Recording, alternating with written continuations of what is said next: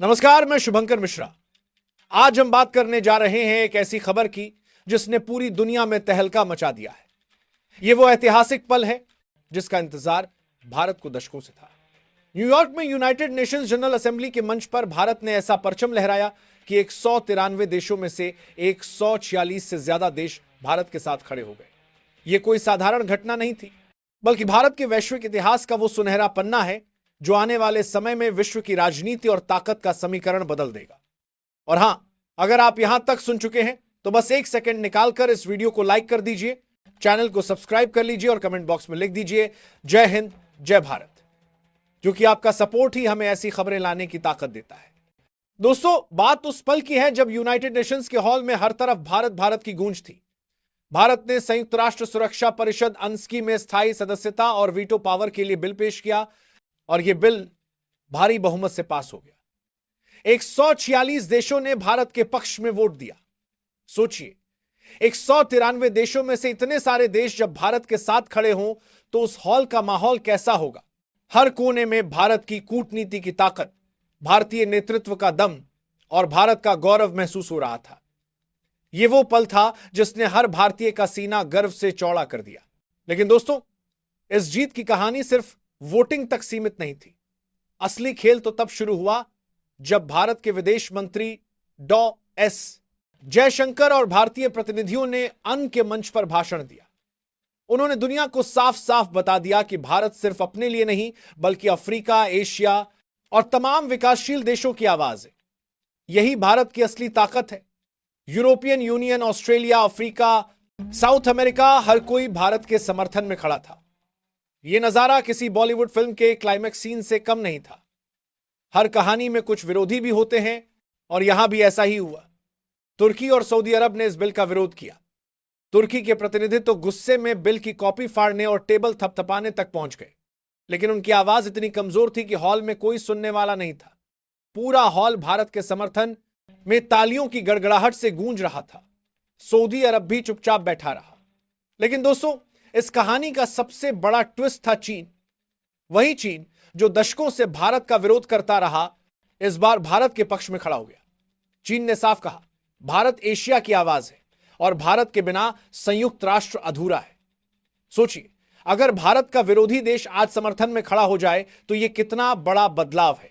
अब बात करते हैं कि वीटो पावर आखिर है क्या। दोस्तों, वीटो पावर का मतलब है कि अगर एनएससी का कोई स्थायी सदस्य किसी प्रस्ताव के खिलाफ वोट करता है तो प्रस्ताव पास नहीं हो सकता। यानी यह दुनिया की सबसे बड़ी ताकत है। अभी तक यह ताकत सिर्फ 5 देशों अमेरिका, रूस, ब्रिटेन, फ्रांस और चीन के पास थी, लेकिन अब भारत भी इस लिस्ट में शामिल होने वाला है। अगर भारत को वीटो पावर मिलता है तो वो दुनिया के बड़े फैसलों में अपनी शर्तें रख सकता है।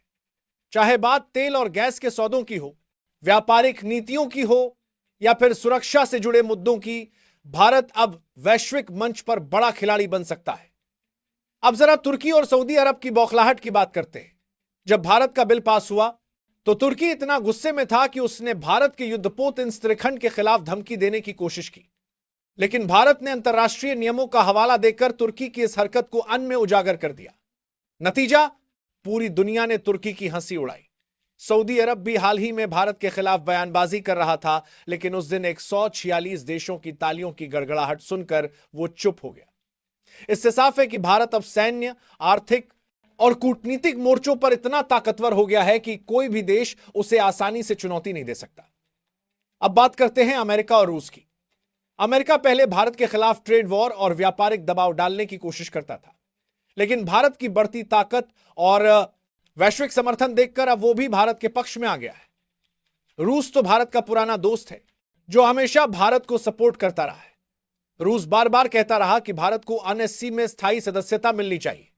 फ्रांस और ब्रिटेन भी भारत के मजबूत समर्थक बन गए हैं। यानी अब 5 स्थायी सदस्यों में भारत का विरोध करने वाला कोई नहीं बचा।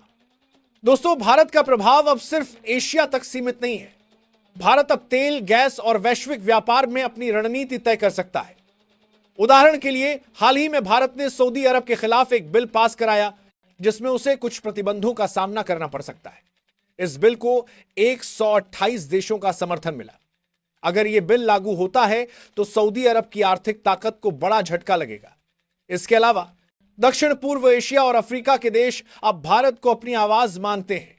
म्यांमार, इंडोनेशिया, वियतनाम, मलेशिया और अफ्रीका के 53 देश मानते हैं कि भारत उनकी बात विश्व मंच तक पहुंचा सकता है। जापान और भूटान जैसे देश भी भारत की स्थायी सदस्यता का समर्थन कर रहे हैं। भारत की यह जीत सिर्फ कूटनीति तक सीमित नहीं है, इसका असर अर्थव्यवस्था, सुरक्षा और अंतर्राष्ट्रीय राजनीति पर भी पड़ रहा है। सोशल मीडिया पर भारत की इस जीत की खबर फैलते ही पूरी दुनिया में उत्साह की लहर दौड़ गई। लोग भारतीय नेतृत्व और कूटनीति की तारीफ कर रहे हैं। यह दिखाता है कि भारत अब सिर्फ राजनीतिक ताकत नहीं बल्कि वैश्विक चेतना का केंद्र बन रहा है। प्रधानमंत्री नरेंद्र मोदी कहते हैं कि यह जीत 140 करोड़ भारतीयों की जीत है। विदेश मंत्री एस जयशंकर कहते हैं कि यह सिर्फ कूटनीतिक जीत नहीं बल्कि नए भारत की पहचान है। दोस्तों, तुर्की और सऊदी अरब की नाराजगी सिर्फ भारत की बढ़ती ताकत की वजह से नहीं है। भारत ने ग्रीस, साइप्रस और इजराइल जैसे देशों के साथ मिलकर भूमध्य सागर और पश्चिम एशिया में अपनी पकड़ मजबूत की है। इससे तुर्की अलग थलग पड़ गया है। तुर्की के राष्ट्रपति एर्दोआन बार बार पाकिस्तान और ओआईसी के जरिए भारत पर हमला करने की कोशिश करते हैं, लेकिन हर बार उनकी बोलती बंद हो जाती है। सऊदी अरब को भी भारत की ऊर्जा और निवेश कूटनीति ने झटका दिया है। भारत ने यूएई और कतर के साथ लॉन्ग टर्म डील साइन की और रूस से सस्ता तेल खरीदकर घरेलू बाजार को स्थिर किया। इससे सऊदी की तेल राजनीति को बड़ा नुकसान हुआ। अब सवाल यह है कि आगे क्या होगा। दोस्तों, यह बिल अब 5 स्थायी सदस्य देशों के पास जाएगा। वहां एक बंद कमरे में वोटिंग होगी। अगर यह बिल वहां से भी पास हो जाता है तो भारत आधिकारिक तौर पर अनएससी का स्थायी सदस्य बन जाएगा। यानी भारत उन देशों की कतार में शामिल हो जाएगा जिनके पास दुनिया की किस्मत बदलने की ताकत है। तो दोस्तों, आपको क्या लगता है, क्या भारत को इस बार वीटो पावर मिल जाएगा? अपनी राय कमेंट बॉक्स में जरूर बताएं। और हां, इस वीडियो को लाइक करें, अपने दोस्तों के साथ शेयर करें और चैनल को सब्सक्राइब करके बेल आइकन दबाना ना भूलें ताकि आपको ऐसी ही नॉलेजेबल खबरें मिलती रहें। भारत की इस ऐतिहासिक जीत पर हर भारतीय को गर्व है। जय हिंद,